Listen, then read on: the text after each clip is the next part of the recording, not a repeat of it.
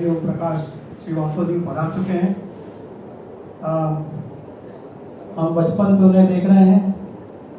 उनकी शुरुआती नौकरी मेरे ख्याल से 1-2 पोस्टिंग बाद हल्दा रही है और पापा के साथ वो लगातार आध्यात्मिक गतिविधियों में लगे रहते थे। मैं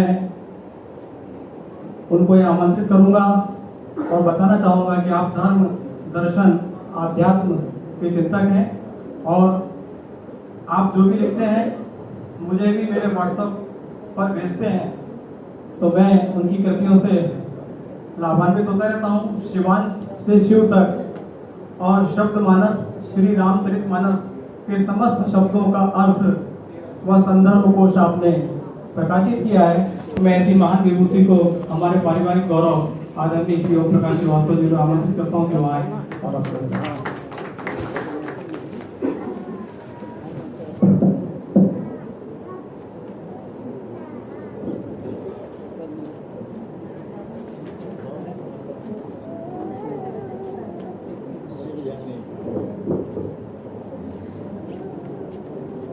आज के इस कार्यक्रम में जिनका यह कार्यक्रम है, जिनके लिए है, आदरणीय डॉक्टर प्रभुशंकर शुक्ला जी, मैं उन्हें प्रणाम करता हूँ। मंच पर उपस्थित माननीय श्री संतोष चौबे जी, डॉक्टर रामवल्लभ आचार्य जी, डॉक्टर विकास दवे जी, मेरे बहुत वरिष्ठ अधिकारी जिनके अधीन मैंने काम भी किया है, आदरणीय मनोज श्रीवास्तव जी, डॉक्टर साधना बलवटी जी, गोकुल सोनी जी और मनीष गुप्ता जी, जिनके कारण ही इतने कम समय में इतना अच्छा प्रकाशन संभव हो पाया है। और न केवल सर के लिए बल्कि मुझे लगता है भोपाल के जो बहुत अच्छे साहित्यकार हैं, मनीषी हैं, उनकी बहुत सी पुस्तकें आपने प्रकाशित की हैं। और जब तक प्रकाशक ना मिले तब तक लिखने से कुछ नहीं होता। प्रकाशक मिले तभी वो जनता तक जाता है, आम लोगों तक जाता है। जैसा कि आपको उसने भी बताया, मेरा आदरणीय शुक्ला जी से संबंध लगभग 35 वर्ष पुराना है।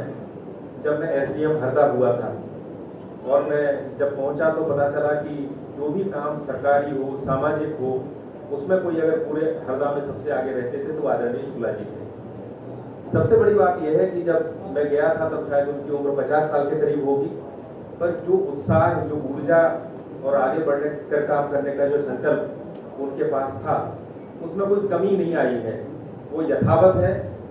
अभी 2 महीने पहले की बात है, अप्रैल की बात है, एक दिन बोले हम आपको हंडिया ले चलेंगे और उसके बाद इतने उत्साह के साथ मेरे साथ, गर्मी थी उस समय बहुत ज़्यादा, मेरे साथ हंडिया गए, वहाँ पे जिस आश्रम में जाना था वहाँ गए, 2-3 जगह और मिलवाया। तो मुझे लगा कि इस उम्र में 80 साल से सर ज़्यादा है, लेकिन उनकी जो ऊर्जा है वो एक युवा जैसी है। उनके विचार के बारे में एक और मेरा सोच है कि ऐसा लगता है ना कि पीढ़ी जब पुरानी होती जाती है तो उसके विचार पुराने होते जाते हैं, पर ऐसा नहीं है। उनकी कृतियों में भी ये बात आती है कि पुराने विचारों को कैसे हम नए परिवेश में प्रस्तुत करते हैं लोगों के सामने, वो इसमें सिद्धस्त है। एक साथ उनकी 7 पुस्तकें आई हैं। इसके पहले भी सर आपकी कलिकथा वगैरह जो थी, या तो मैंने उसको इसी नाम से थी, वो मैंने पढ़ी है। और मुझे लगता है कि एक अच्छी विशेषता यह है कि आप केवल लिखने के लिए नहीं लिखते हैं।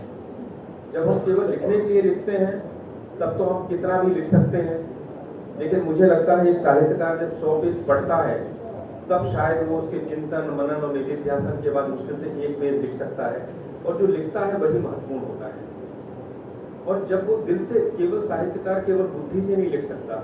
बुद्धि से तो आजकल बहुत हो गए, AI भी आ गया है, कट पेस्ट भी हो गया, कुछ भी कर सकते हैं, कुछ भी लिख सकते हैं। लेकिन जब वो दिल से निकलता है तो उसमें बुद्धि की जितनी आवश्यकता होती है, अनुभव की उतनी ही आवश्यकता होती है, और हृदय की भी उतनी ही आवश्यकता होती है।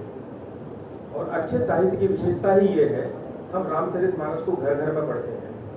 क्यों पढ़ते हैं? इसलिए पढ़ते हैं, तुलसीदास जी ने लिखा कि चली सुभग कविता सरिता सो, राम विमल जस जल भरिता सो। ऐसी चली जैसे नदी चली जाती है बहती हुई।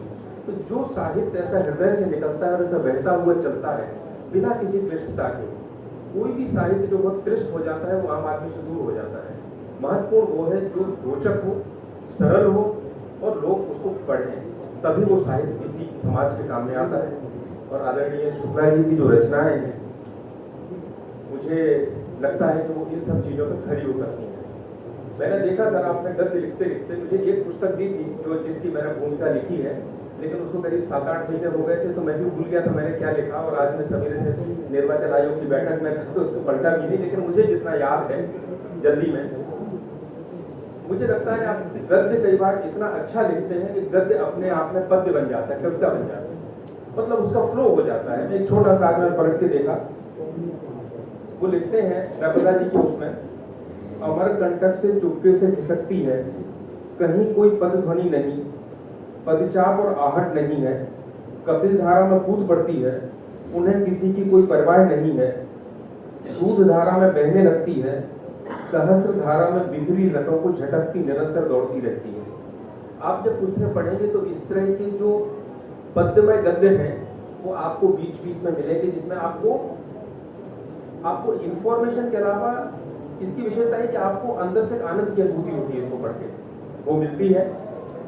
मैंने जो संस्कृति और संस्कार के 44 लेख थे जो मैंने पूरे पढ़े थे सर आपके, और जैसा कि मैंने ये देखा है कि संस्कृति और संसार तो बहुत बड़ा समुद्र है, लेकिन क्या आप उसमें से कोई ऐसा सैंपल निकाल सकते हैं, एक अंजूरी भर जल निकाल सकते हैं जिसमें उसके सारे गुण आ जाएं, उसकी सारी विशेषताएं आ जाएं? तो मुझे लगता है इसमें आपके 44 लेख जो हैं वो इसी तरह के हैं। अगर आप पढ़ते हैं तो भारतीय संस्कृति का ये बहुत बड़ा परिदृश्य जो है वो आपके सामने उसके सैंपल रूप में सामने आ जाता है। अच्छी बात यह है कि हर चीज में जिस भी विषय को उन्होंने लेके लिखा है उसमें मैं कहूँ तो इतिहास के लेख भी हैं, समाज के हैं, व्यक्ति के हैं, लेकिन उनके पीछे कहीं ना कहीं ये है कि वो संस्कृति लोक कल्याण की भावना को लेकर चलती है, और हर लेख के बाद में यही चीज निकल के आती है। उदाहरण के लिए मैंने कई चीजें देखी, एक नागपंचमी का अवसर एक आया, तो नागपंचमी की बहुत सी कहानी हम सुनते थे, लेकिन आपने एक लिखा कि जब समुद्र मंथन हुआ और वासुकी नागों को मंदराचल पर्वत में लपेट के जब समुद्र मंथन किया गया, तो हम सबकी बात करते हैं लेकिन ये नहीं कहते कि जिसको लपेट के मंथन किया गया होगा उसको कितना कष्ट हुआ होगा, इधर से राक्षस खींच रहे, उधर से देवता खींच रहे। तो उन्होंने कहा कि जो नागपंचमी है ये उस कृतज्ञता के फलस्वरूप हम मनाते हैं। तो ये एक अलग तरह का विचार था, यानी उसको जोड़ा आपने लोक कल्याण से, और जो लोक कल्याण करता है उसको समाज भी नहीं भूलता, समाज भी उसके प्रति कृतज्ञता व्यक्त करता है। चातुर्मास का एक बड़ा अच्छा आपने उल्लेख किया है, आपने लिखा कि कहते हैं देवता सो जाते हैं 4 माह के लिए, तो आपने बड़ा मानवीयकरण किया कि वो कहते हैं ठीक है तुम अपनी मनमानी कर लो, हम तो सोने जा रहे हैं, अब तुम अपना विवेचन करो, अपना आलोचन करो और बाद में हम आइए देखेंगे। तो क्या है ये उसी तरह का है जैसे कोई घर का बड़ा बूढ़ा नाराज हो जाए और अपने अलग चला जाए कि तुमको जो करना है करो, यानी ये एक ईश्वर का जो मानवीयकरण के स्तर पर उतारने की बात है, लोगों को बताने के लिए ये इस तरह की चीजें हैं। मैंने देखा उन्होंने व्रत हो, उपवास हो, उसकी जो शास्त्रीय विवेचना है, ऐसे तो हम लोग कहते हैं व्रत करने का मतलब भूखे रह लिए, और सामान्य रूप से आजकल लोग कहने लगे हैं कि स्वास्थ्य की दृष्टि से व्रत बहुत अच्छा होता है, हम कर लेते हैं, लेकिन उसका जो शास्त्रीय अर्थ है उनको बड़े सरल शब्दों में अपने लेखों में जगह जगह आपने दिया है ताकि उसको पढ़ने पर वो चीज समझ में आती है। कुछ चीजें आपने बड़ी महत्वपूर्ण दी हैं। मैंने गुरु तत्व के जो है उसमें गुरु, सदगुरु, जगत गुरु, इसी तरह लक्ष्मी का भी आपने बहुत सा, लक्ष्मी, महालक्ष्मी, इस तरह करके आपने बहुत दिया। तो इस तरह की चीजें हैं जो आप शास्त्रों में मिलती हैं, उन शास्त्रों में मिलने वाली चीजों को इन संस्कृति के निबंधों में बड़ी सरल भाषा में आपके सामने रखा गया है। मैंने ये देखा है कि जो रचना होती है वो साहित्यकार के व्यक्तित्व के अनुरूप होती है, और दूसरा जो व्यक्तित्व होता है वैसी ही रचना हो पाती है, उससे अलग कुछ नहीं हो सकता। जैसे कहते हैं कि अगर आप गीता पढ़ेंगे तो गीता कृष्ण का व्यक्तित्व है, लेकिन उसका भाष्य करना चाहे कैसे है तो फिर आपको महाभारत पढ़ना पड़ेगी, जो कृष्ण की जिस पर कथाएं हैं, तब आपको गीता समझ में आएगी, गीता के सिद्धांत समझ में आएंगे। इसी तरह आपने एक लेख लिखा है, उसमें शंकराचार्य जी के जीवन की घटनाएं जो हैं और जो उनके वैदिक सिद्धांत हैं उनको आपस में जोड़ा है और कहा है कि उन वैदिक सिद्धांतों को ही उन्होंने जीवन में किस प्रकार अपनाया। तो जीवन को देख के वैदिक सिद्धांत समझ सकते हैं और वैदिक सिद्धांतों का व्यवहारिक उपयोग उनके जीवन में देख सकते हैं। बाकी आपके जो लेख हैं उसमें कुछ भी नहीं छोड़ा। महापुरुष भी हैं, तीज त्योहार भी हैं, रीति रिवाज भी हैं, आधुनिक विचार भी हैं, स्वतंत्रता समर भी है, और जैसा कि कहा कि आपका जो मूल भाव है वो लोक कल्याण के साथ साथ एक देश प्रेम का भाव जो आपके अंदर है वो हर रचना में दिखाई देता है। और आप अगर आपके साथ 1 घंटे बैठेंगे तो आपको उनके व्यक्तित्व में भी दिखाई देगा। मेरा सौभाग्य है कि मैं 35 साल से लगभग सर 93 से नहीं 30 साल हो गए, 30 सालों से आपसे जुड़ा हुआ हूँ लगातार। और सबसे अच्छी बात है कि उनके संस्कार केवल उनके नहीं हैं, वो समाज को भी देते हैं, अपने परिवार को भी देते हैं। उनके बच्चे और जो भी परिवार में हैं सभी लोग उसी प्रकार के पथ पे आगे बढ़ रहे हैं। मेरी उनको बहुत बहुत शुभकामनाएं और आपका सानिध्य और आपका आशीर्वाद।